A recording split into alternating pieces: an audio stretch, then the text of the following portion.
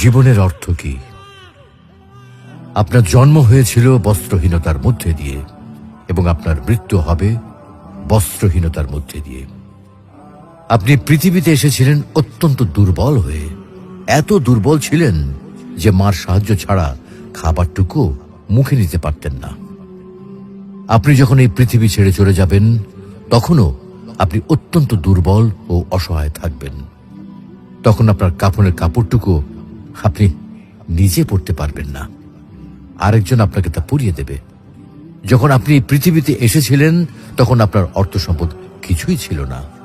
যখন আপনি এই পৃথিবী ছেড়ে চলে যাবেন তখনও আপনার অর্থ সম্পদ কিছুই থাকবে না।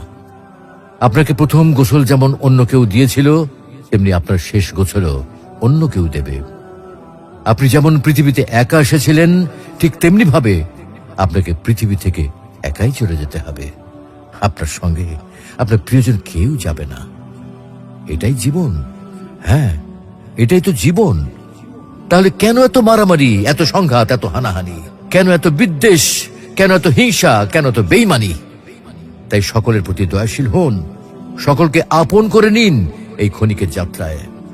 জীবন খুবই সংক্ষিপ্ত, সুতরাং জীবনকে মহৎ কাজে উৎসর্গ করুন।